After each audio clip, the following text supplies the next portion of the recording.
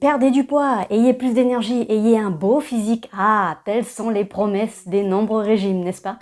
Si vous lisez les magazines ou les blogs sur la nutrition, vous avez sûrement entendu parler du régime alcalin. C'est devenu un favori parmi les belles célébrités et a même inspiré des gammes complètes de collations et de boissons lucratives. Mais que signifient réellement ces termes? Qu'est-ce que le régime alcalin? Bonjour, je suis Céline, votre diététicienne et bienvenue chez Miami Fit.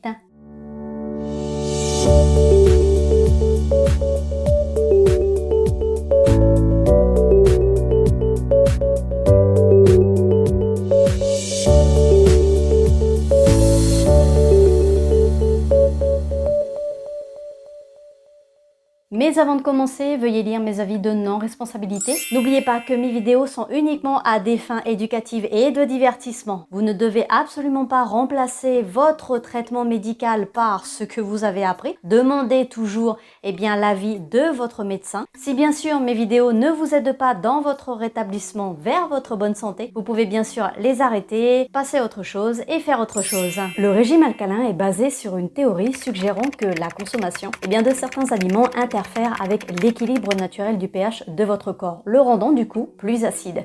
Et cet environnement acide serait mauvais pour votre santé et vous rendrait plus vulnérable aux maladies chroniques, aux calculs rénaux, à l'ostéoporose, à l'arthrite et même au cancer. Ce qui voudrait dire que manger des aliments qui favorisent un environnement donc plus alcalin, moins acide du coup, vous aide à perdre apparemment du poids instantanément et vous protège contre les maladies. Et du coup, ce modèle diététique prétend que certains aliments, comme par exemple la viande, la volaille, le fromage, le poisson, les œufs, les produits laitiers, ainsi que tous les aliments transformés, sont donc acides. Différentes versions de ce régime ont des règles bien sûr différentes en ce qui concerne les céréales, mais la plupart des céréales ne sont pas autorisées non plus dans ce régime. Quoi? Voici donc approximativement tout ce qui est autorisé et tout ce qui n'est pas autorisé dans le régime alcalin. Et du coup, lorsque l'on regarde cette liste, elle n'est pas vraiment nouvelle, en sachant que bien sûr tous les produits transformés sont éliminés, mais beaucoup de produits assez intéressants comme les produits laitiers ne sont pas autorisés dans le régime alcalin. Alors les partisans des régimes alcalins affirment que la consommation de ces aliments acidifiants serait mauvaise. Mais pourquoi ces aliments sont-ils acides ? Il faut savoir que les aliments eux-mêmes ont également une gamme de pH, mais les partisans du régime alcalin ne sont pas vraiment préoccupés par le pH des aliments avant de les manger. En fait, ils se préoccupent d'un résidu acide prétendument nocif produit lors de la digestion de certains aliments. La justification de l'élimination de ces aliments est basée sur le fait que ces aliments laisseraient derrière eux des résidus acides, ce qui du coup provoquerait un stress sur votre environnement interne afin de les neutraliser. Et vous rendrez plus vulnérable à la prise de poids avec le fait que ces résidus acides favorisent la création de réserves de graisse, favorisent l'acidose métabolique et la perte osseuse, lessivent les minéraux de vos os et de vos muscles, ce qui provoque des maladies comme éventuellement l'arthrite, l'ostéoporose, les maladies chroniques et le cancer. Bon, mais avant de nous plonger dans la vérification de toutes ces allégations, nous allons quand même couvrir quelques notions de base. Alors, le pH ou potentiel d'hydrogène est en fait une unité de mesure. Cela mesure la puissance de l'hydrogène ou l'activité de l'hydrogène dans un milieu. Donc le pH est une mesure de l'acidité ou de l'alcalinité, donc de la basicité de quelque chose. Il est quantifié sur une échelle de 0 à 14 où 0 est fortement acide, 7 est neutre et 14 est fortement alcalin. Il peut également être mesuré grâce à la concentration des ions hydrogène H+, dans un tissu où 35 à 45 nanomoles par litre correspond à du neutre, moins de 35 nanomoles par litre correspond à un milieu alcalin soit basique et au-dessus de 45 nanomoles par litre correspond à un milieu acide. Vous vous demandez peut-être ce que sont déjà les ions hydrogène et d'où ils viennent. Alors en chimie, un ion hydrogène, H+, est en fait un atome d'hydrogène chargé positivement, également appelé cation, parce que justement il a perdu son unique électron. Les ions hydrogènes sont produits dans le corps lorsque les glucides, les protéines et les graisses sont métabolisés. Ensuite, le corps subit divers processus de régulation justement pour s'assurer que ces concentrations, et donc le pH des tissus, sont ce qu'elles devraient être. Le pH d'un tissu dépend en fait de sa fonction biologique. Par exemple, le pH sanguin est compris entre 7,35 et 7,45. Et cette légère alcalinité est optimale justement pour que le sang puisse transporter l'oxygène dans tout le corps. En revanche, la peau est en fait assez acide avec un pH entre 4 et 6,5, de sorte qu'elle peut constituer une barrière protectrice contre les micro-organismes envahisseurs. Un autre bon exemple concerne le tractus gastro-intestinal. Alors le pH de l'estomac doit se situer autour de 1,5 à 2,2 pour permettre le début de la digestion des protéines et pour se protéger des infections. Cependant, une fois que le contenu de l'estomac atteint l'intestin grêle, le pH doit être augmenté à 8,5 pour que les enzymes pancréatiques et hépatiques soient sécrétées afin que la digestion puisse être complétée. Enfin, les bactéries de notre gros intestin se développent dans un environnement qui se situe autour de 6,8. Du coup, un pH inapproprié dans le tractus gastro-intestinal peut entraîner une prolifération des bactéries et ou des levures dans l'intestin, ainsi qu'une inflammation qui peut avoir de profondes implications digestives, immunitaires et psychologiques. Donc déjà là, nous comprenons que rien de ce que nous allons manger ne changera en fait le pH interne de nos cellules une fois que le processus de digestion est enclenché. Rendez-vous bien compte que si tel était le cas, alors le processus de digestion, d'absorption et finalement le métabolisme de digestion, ce serait un vrai bordel monstrueux. Que se passerait-il si notre sang devenait trop acide ? Alors, de nombreuses personnes craignent que leur sang ne soit trop acide. Cela peut-il vraiment arriver et si oui, quels sont ses effets indésirables? La réponse est toute simple. Oui, c'est possible. En termes médicaux, si une personne a du sang trop acide, c'est-à-dire lorsque le pH sanguin est inférieur à 7,35, on dit qu'elle souffre d'acidose métabolique. Et comme nous l'avons mentionné précédemment, les composants du sang ont une plage de pH très étroite, dans laquelle ils fonctionnent de manière bien sûr optimale, donc entre 7,35 et 7,45. Tout ce qui se trouve en dehors de cette plage peut entraîner des effets indésirables. L'acidose métabolique, avec un pH du coup sanguin inférieur à 7,35, lorsqu'elle est temporaire, peut entraîner des effets indésirables tels qu'une fente musculaire, des nausées et des vomissements, de la fatigue et des maux de tête. Cependant, dans les cas extrêmement aigus, c'est-à-dire sévères mais de courte durée, ou lorsqu'ils ne sont pas traités, donc moins graves mais par contre de longue durée, donc je dirais chronique, l'acidité du sang peut même entraîner une arythmie, c'est-à-dire un rythme cardiaque irrégulier, voire un arrêt cardiaque, le coma et même la mort. Alors, nous savons déjà que les ions hydrogène H+, sont produits lors du métabolisme des macronutriments, c'est-à-dire des glucides, des protéines et des graisses. Mais comment l'organisme les empêche-t-il exactement de rendre le sang et les organes trop acides ? Les principaux organes concernés sont les reins et les poumons. Alors, les reins produisent un sel appelé bicarbonate, HCO3-, également connu sous le nom de bicarbonate de soude ou de sodium lorsqu'il est combiné avec du sodium, qui du coup va agir comme un tampon pour l'excès de H+. Alors, lorsque je parle de solution tampon ou que les ions bicarbonate peuvent tamponner les ions H+, cela veut dire qu'en fait, ils vont les neutraliser, du coup les rendre moins acides, protégeant du coup le corps de cette acidité jusqu'à ce que les ions H+, puissent être excrétés en dehors du corps. Lorsque les ions bicarbonate et les ions hydrogène se combinent, ils forment un acide faible appelé acide carbonique, qui est du coup moins acide que les ions hydrogène seuls, qui peut se décomposer en eau et en dioxyde de carbone lorsque ce tampon n'est plus nécessaire. Ensuite, le bicarbonate est régénéré et récupéré selon un processus assez unique par le tubule rénal, la partie des reins en fait responsable de la réabsorption dans le sang, lui permettant d'être renvoyé dans la circulation sanguine pour une utilisation future. Et lorsque cela est possible, les ions H+ peuvent également être excrétés par les reins dans l'urine, du coup tamponnés, donc neutralisés par du phosphate ou de l'ammonium, afin justement que l'urine ne soit pas trop acide. Donc il est normal que lors de la mesure du pH de vos urines, ce milieu soit légèrement acide.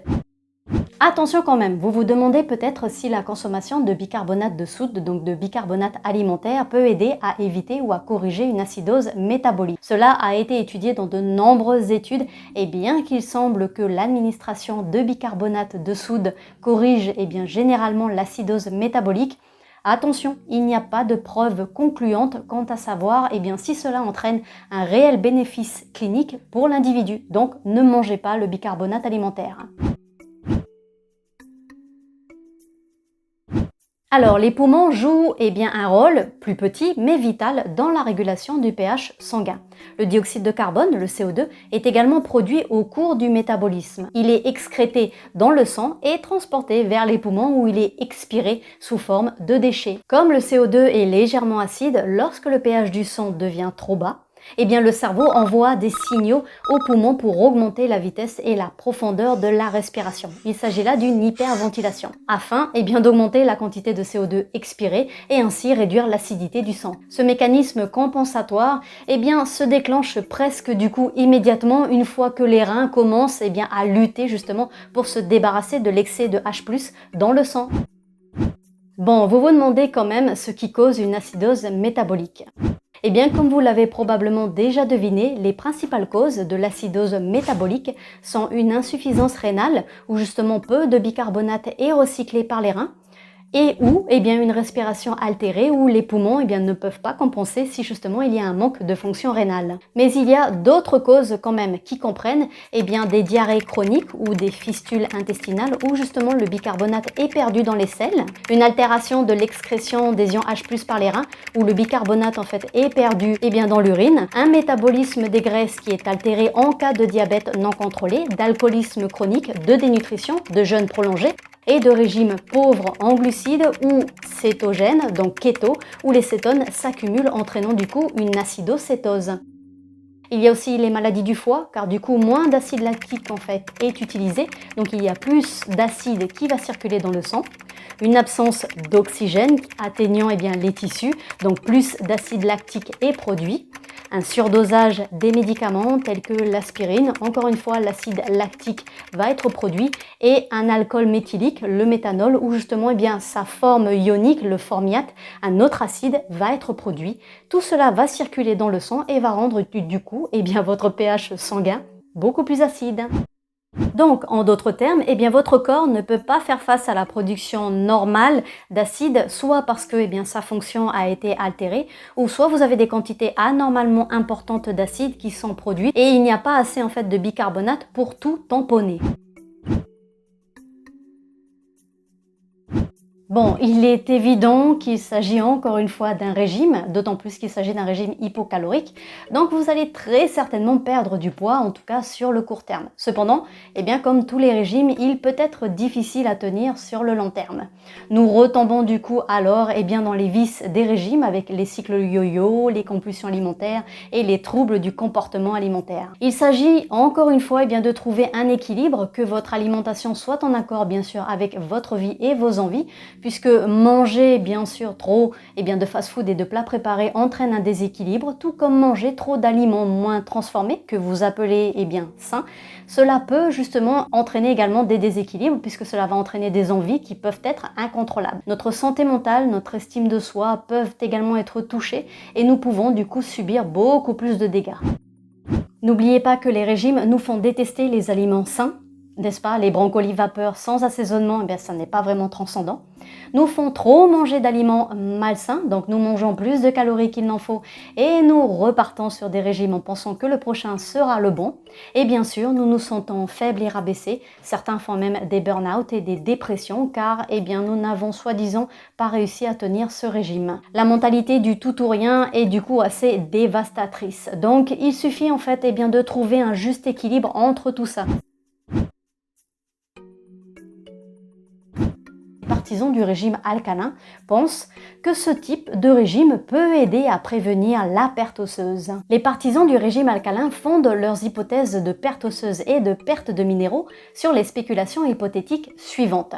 Le régime alimentaire occidental est considérablement plus acide qu'il ne l'était il y a des milliers d'années. Le métabolisme des protéines produit plus d'ions H+, que les autres macronutriments. Donc manger trop de protéines peut entraîner une accumulation des ions H+, et du coup une acidose métabolique. L'acidose métabolique augmente la perte osseuse in vitro, c'est-à-dire en dehors en fait d'un organisme vivant, parce que le calcium est du coup prélevé sur les os pour tamponner en fait l'excès de H+ dans le sang.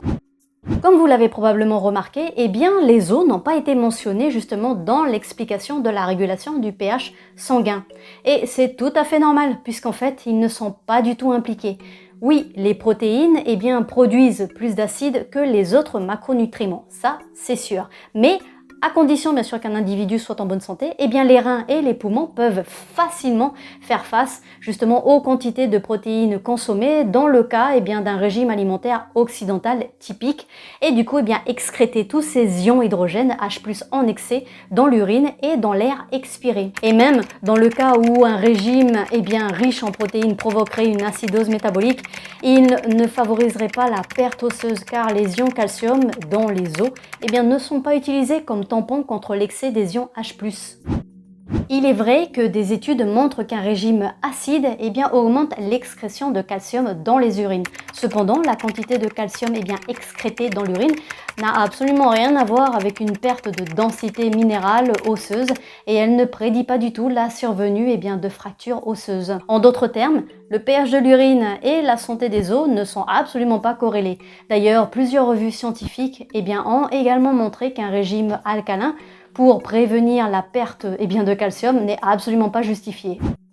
Et au contraire, il a été démontré que les protéines alimentaires, en raison justement de la présence d'acides aminés spécifiques, ainsi que les produits laitiers, en raison de leur teneur en phosphate, augmentent l'absorption du calcium dans les intestins. De plus, les protéines alimentaires stimulent également la formation osseuse et réduisent le risque de fracture, de fragilité, en améliorant justement les hormones IGF-1. En bref, un régime alcalin ne protège pas du tout contre la perte osseuse car le calcium des os ne joue aucun rôle dans la régulation du pH sanguin.